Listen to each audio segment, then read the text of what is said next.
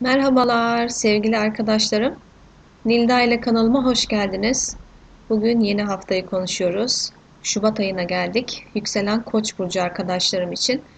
Bakalım bu yeni haftanın etkileri neymiş? Gerçi Şubat ayı için yaptığımız yorumlarda açıklamıştık gayet. Çünkü ayın birinde bir yeni ay var. Dolayısıyla bu yeni ayı zaten biliyoruz ama biz yine de tekrardan bakalım. Çünkü bu yeni ayın etkisiyle şekillenecek bütün haftamız.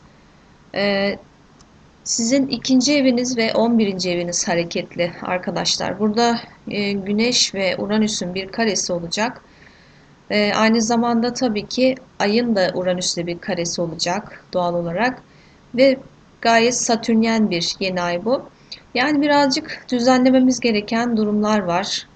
Sosyal çevremizle ilgili özellikle yakın arkadaşlıklarımız, dahil olduğumuz sosyal gruplar özellikle buralarda biraz zorlanmalar, düzenlenmesi gereken durumlar var gibi görünüyor. Jüpiter'in 10. evinizdeki Venüs'le, Mars'la,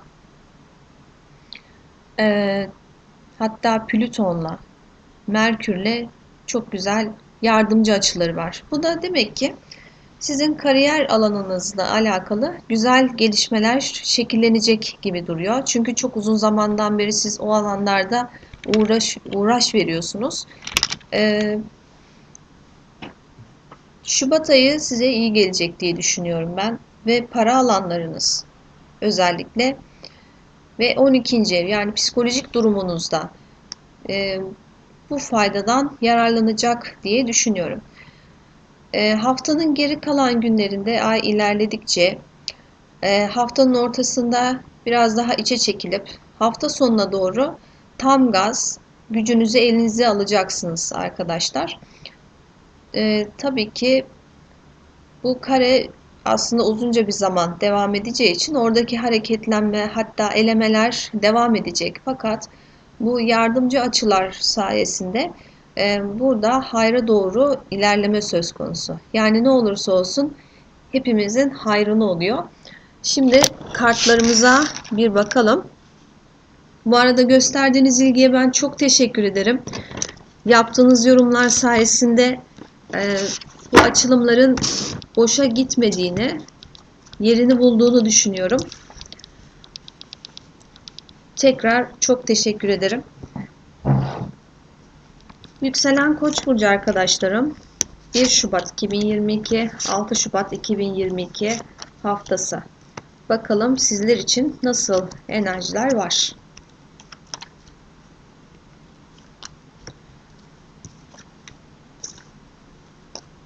Evet, genel anlamda bir dengeyi kaybetmişlik durumu söz konusu. Belki beklediğimiz durumlar tam tersi şekilde bize ulaştı ya da e, aksaklıklar oldu o konularla alakalı diye durum bu şekilde gösteriyor. Ve hava beşlisi bir ortaklıkla alakalı aslında istenmeyen durumlar oluşmuş. Ama ortaklık hala olumlu görünüyor bu arada. Hava sekizlisi kendinizi sıkışmış hissediyorsunuz fakat diyor ki durum öyle değil. Sadece bu bir yanılsama. Hava yedilisi. Acaba yanlış mı yaptım diye düşünüyorsunuz. Acaba ben bu kararı verirken yanlış mı yaptım? Çünkü sürekli aksamalar oluyor. Ama şu dönemde bunun olması çok normal tabii ki. Venüs geriliyor idi o zaman için. Merkür gerilemedeydi. Yani o dönemde zaten bunların gecikmesi çok normal arkadaşlarım. Tilki kartının gelmesi diyor ki aslında sen doğru hareket etmiştin. Bunun için endişelenme diyor. Çünkü size çok güzel bir haber geliyor arkadaşlar. Fakat hafta sonuna doğru belki siz bu gelecek habere soğuk bakacaksınız. Çünkü artık bekledim olmadı. Bundan sonra olsa da önemli değil benim için gibi bir düşünce olabilir kafanızda. Belki buna sebep bir bayan olabilir bu arada. Hani belki sizi kötü niyetli olmamakla beraber uyaran bir bayan, belki eşiniz, böyle bir kişi, anne figürü, abla figürü, yani otorite sizden daha büyük yaşlarda bir kişiden bahsediyor ya da eşinizden bahsediyor. Bakın bu sefer kartlar çok açık oynanacak diyor. Hatta bir kontrat imzalanması söz konusu. Bir uzun yolculuğunuz olabilir arkadaşlar ve bu uzun yolculukta size destek olacak toprak grubu burçlarından bir kişi görünüyor. Erkek bir figür bu. Belki iş yapacağınız bir kişi bu. Size destek olacak görünüyor. Yani artık olaylar hızlanıyor görünüyor arkadaşlar. Çünkü gerilemeler de, özellikle Venüs'ün gerilemesinin bitmesi sizin işlerinizin hızlanmasını sağlayacak. Duygusal hayatımız için bakarsak,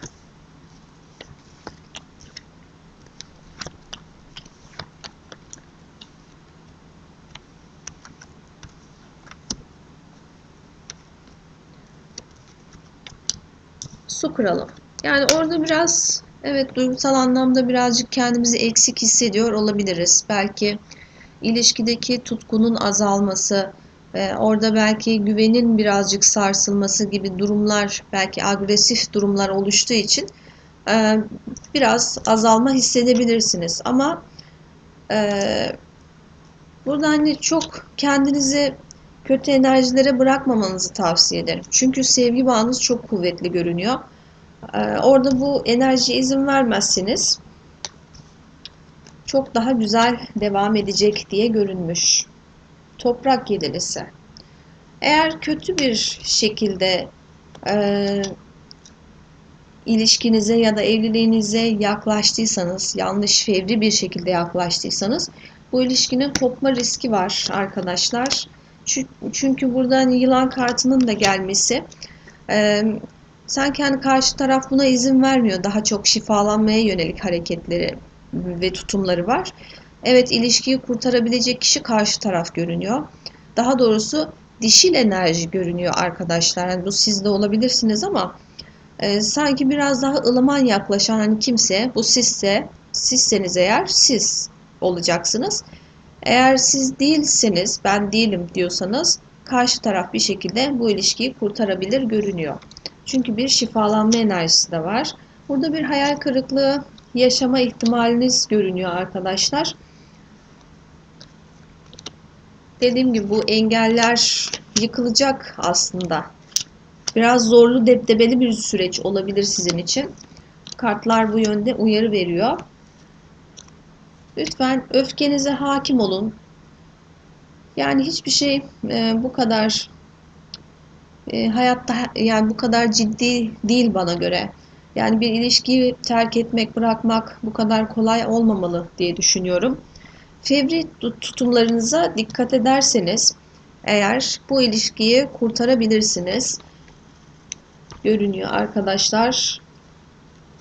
Sadece bu sürecin geçmesini, özellikle bu haftanın geçmesini beklerseniz, gerçi Uranüs-Satürn karesinde bu biraz, Uranüs-Güneş karesinde bu biraz zor görünüyor ama bu söylediğimi dikkate alırsanız aslında güzel görünüyor. Hayatında kimse olmayan arkadaşlarım için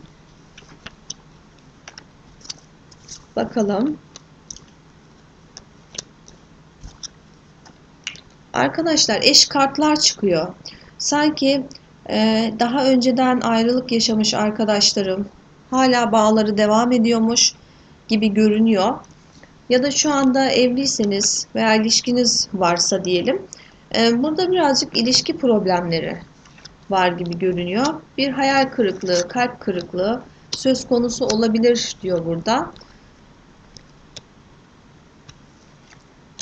Evet, tartışmalar, hayal kırıklıkları bu dönemde çok normal. Lütfen geçmesini bekleyin.